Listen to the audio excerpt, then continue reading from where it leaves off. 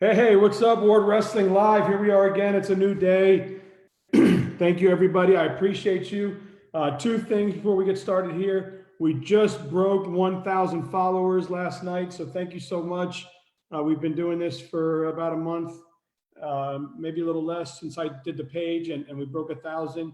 Second thing is we've got Mr. Irving Quintero here, chairman of EXCELSIOR145, which is the biggest USA wrestling IG page in the country, probably in the world. He's here with us. Before I get into what he's doing, let's just wish him a huge happy 29th birthday. It's his birthday today, so happy birthday, sir. Thank you for coming on. He wrestled in high school, and then he wrestled outside of high school a little bit until 2018, where he started his social media platforms. Hey, happy birthday, Mr. Quintero. Thank you so much for coming on. And what's life been like through this quarantine and everything right now? And talk about what you're doing to kind of stay in front of this. Lots of alternation and lots of thinking twice and being more prepared. And I wasn't expected to be like a 3-month pandemic. And from there, this lifestyle, it's a wake up call that the world's not perfect and it's going to have like a lot of hits and misses, and a lot of the good and positivity in the world can also lead to a bad. And from there's like everything has a message, and this message is to be prepared in this world because this pandemic is one of the worst pandemics in modern history, and it's been tracing back since the 1700s, and it's been calling like the Black Death, repeats itself every single century, and this is the new virus that everybody has never heard before. And until in March of 2020, all this is starting to happen, and it has made me think everything different before imagine a virus like this ever existed in society.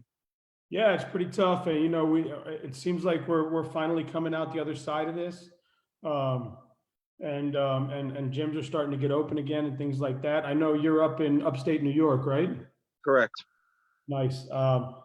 I spent some time there with my family when I was younger, so nice area there. So, talk a little bit about first your wrestling career and kind of uh, what wrestling taught you. Also, some adversities you had to face that is one of the big reasons why you've become a voice of wrestling.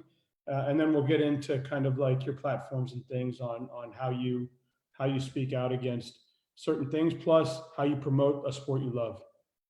Well, I started my career in junior high, and from there it was called Modified Lakeland Panis Copper Beach Middle School Wrestling Team, because they combine all the junior high wrestlers with the high school wrestlers. And there are two reasons why they did that. One, because in that category there are lighter weight classes from 96, which that weight class no longer exists. It existed when I went in high school back then, and all the way through 125 or 28.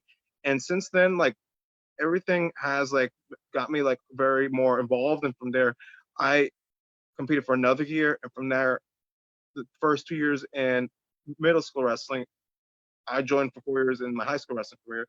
And from there, like it's a completely different environment from jumping from junior high to high school. And it's a lot more involvement, there's a lot more commitment, and there's a lot more affiliation with this organization. And from there, like I became like something that I would have never thought I took a part of. And from there, like the first year, people see my face once in a while, but then when you come in the second or third year, like it's that phase that everyone started to like know each other, and they're just as passionate as I am in the sport.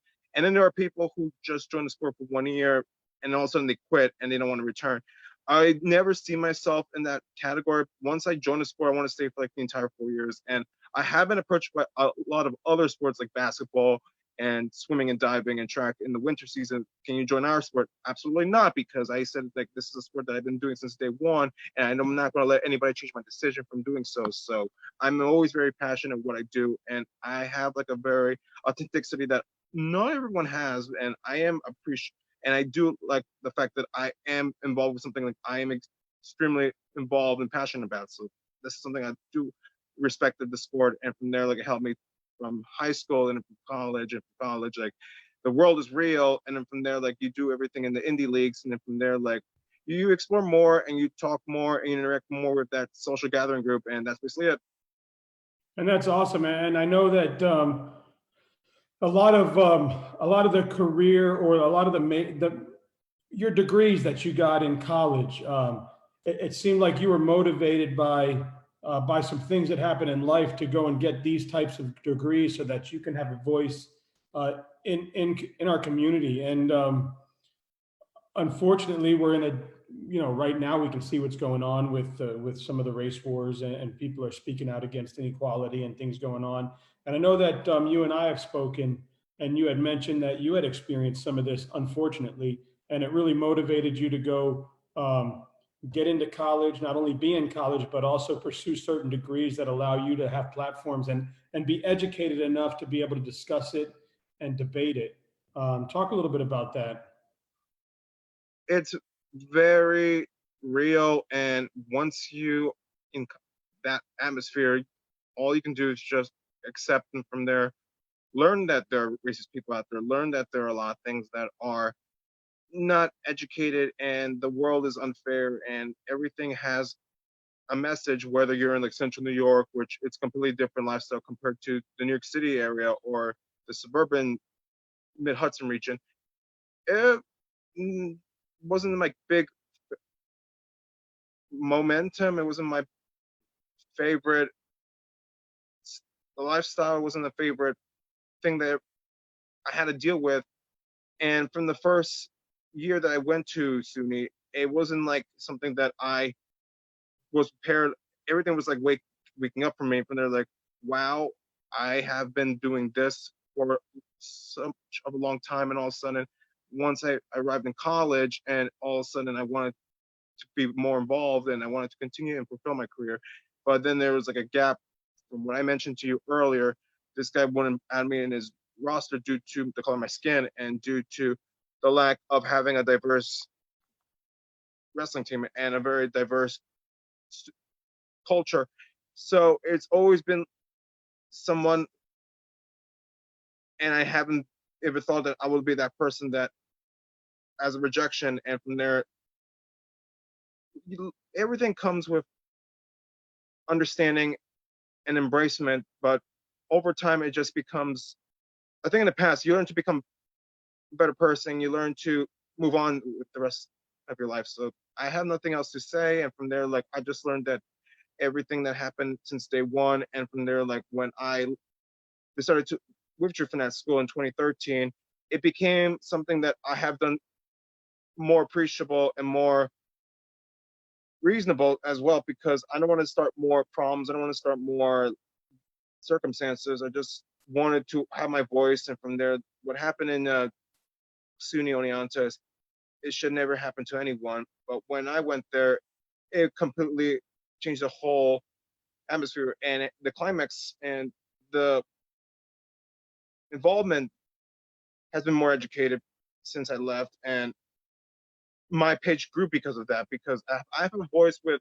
talking against that school. I can have a voice with social media. And I made this account in 2012, and from 2012, this account became from 1,000 followers to currently 29.1 thousand followers, and hoping to earn 30,000 followers by 2020. And now it's going to be slow because it's off season, and nobody is interested of like following a social media page. People more interested of like doing more of like, oh, I'm going to go to college and I'm going to explore what's in that atmosphere, or I'm going to explore more of doing other sports in the summer season, or I'm going to be more involved with basketball and be more involved with baseball, because those are the summer sports that people like to talk about most often.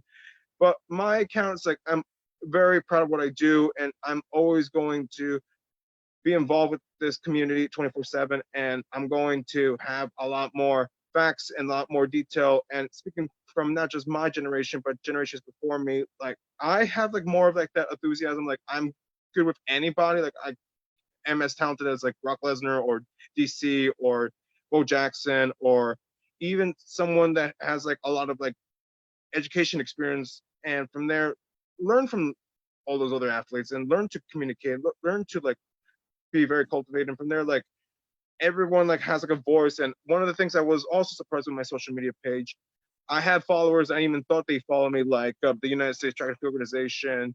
I also have got follow from and anything robes. as I was saying, I get followed from Anthony Rhodes. I get followed from Jason Welch. I also get followed from Bubba Jenkins, and I get a lot of these followers who are actually world athletes, and I didn't expect that I have that much of a voice and I have that much of a momentum. And from there, like, that's what I like about who I like in this account, and this is what I wanted to bring more. So anybody who is somebody that's not like a big name or like a have that 7-figure check on it can have that impact on this organization. Just be involved. Just wake up and go what's around there.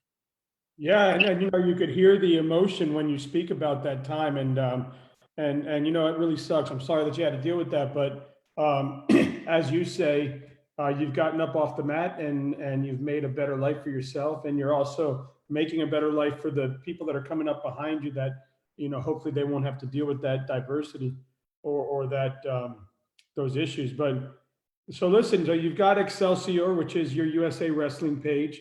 Um, I started this show for some of the same reasons, as far as just getting anybody's voice heard in wrestling, not just the top athletes. But we've had some top athletes on here, which is amazing. We've also had some amazing coach. Jason Welch, who you mentioned, I believe he signed up to come on in a couple weeks. So we're getting a lot of people that are starting to hear about us, and it's been great. So talk about Excelsior.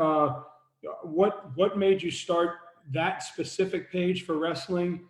How has it grown? And what's your goal with it? Is your goal to get onto some different platforms with it? Do you get out to some of these tournaments and experience them and take the pictures yourself? That's a good question. Like in 2012, this was when the account was created. And from there, I had to change the name numerous times. Like before Excelsior 145, it was actually Excelsior 2012. But I want to make a more authentic wrestling page. So 145 was created after my weight class.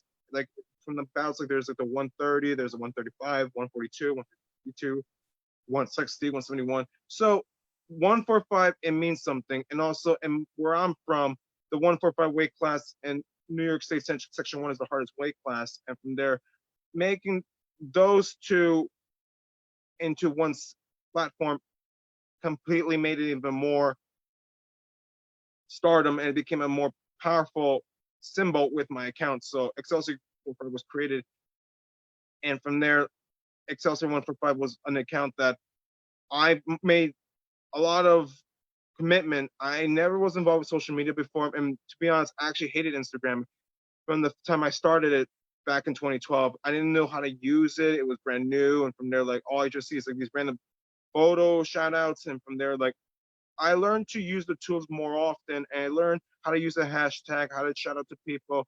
If you're borrowing their photos and you talk to the person who owns them, and from there communicate like, what am I doing? What is this for? What is the ideal approach? And from there, make a negotiation, follow them back, and then they'll follow you. So that's just how I started my account, and that's how this account grows. And from there, this account has been a stardom and a symbol with my trademark 145 franchise since 2012, and it's been 8 years strong, and making this account very involved as the years approach. And from there, like Excelsior 145 is an account that I also do some shout outs on my own. Like in the New York City region, there's like these 3 games that are extremely big. There's the Into the Streets / Beat the Streets, there is the Mayor's Cup, and then there's the Empire State Games. I've been involved with a lot of these 3 organizations and these 3 meets that the USA Wrestling Organization takes part of.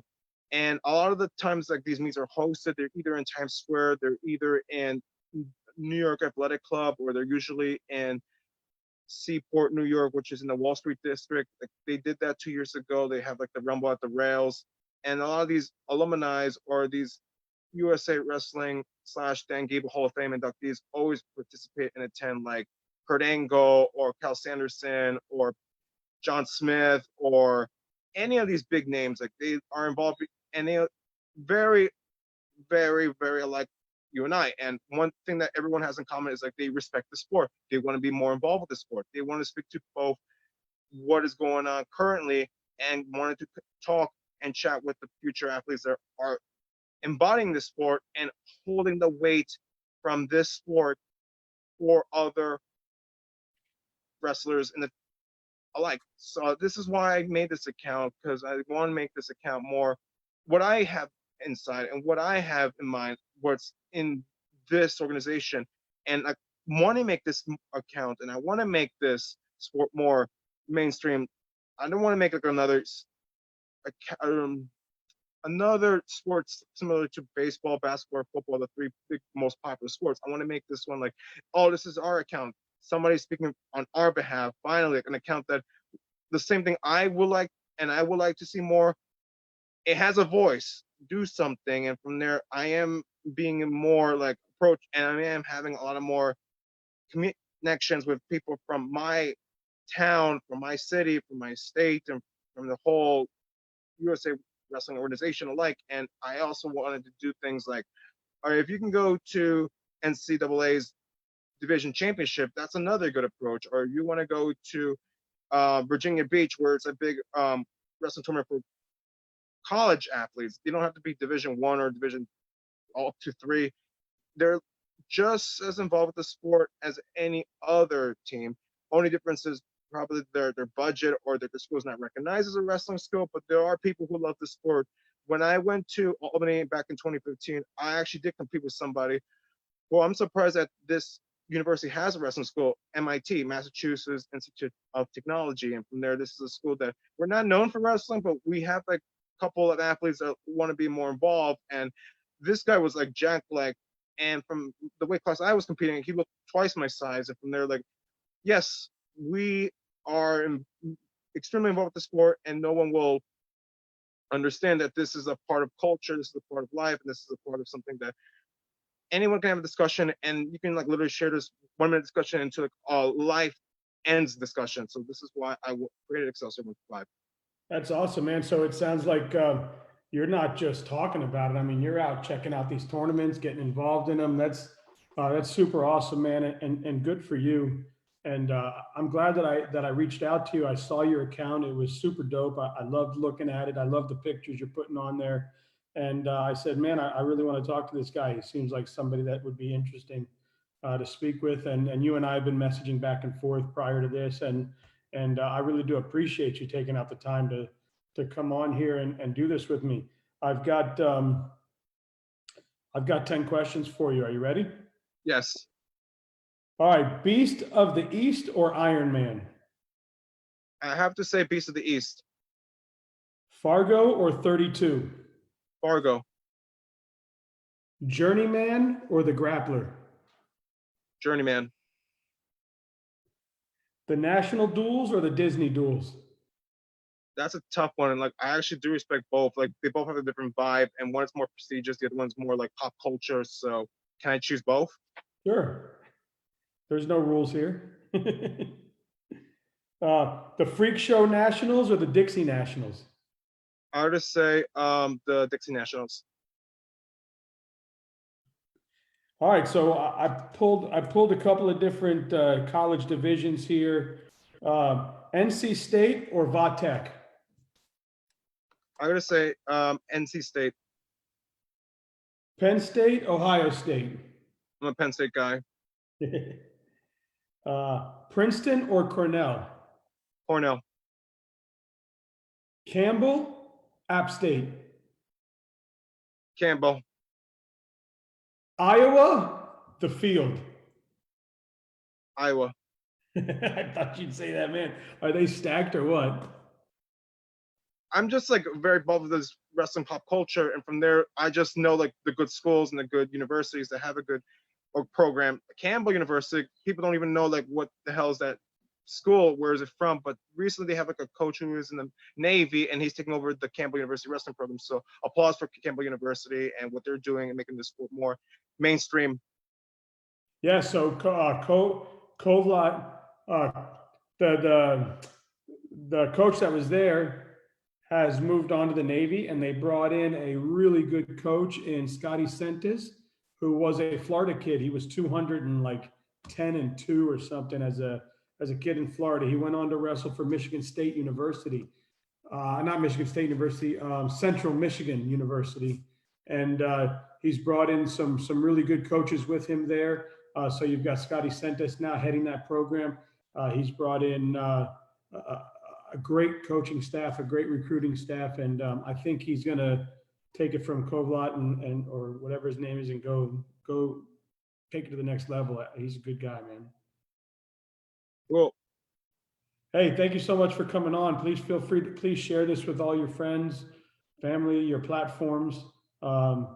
If you do that, great. I appreciate it. If not, I appreciate that too. And I just appreciate you coming on and good luck with everything you're doing. thank you, Daniel. Yes, sir. You have a great day. You too. Peace.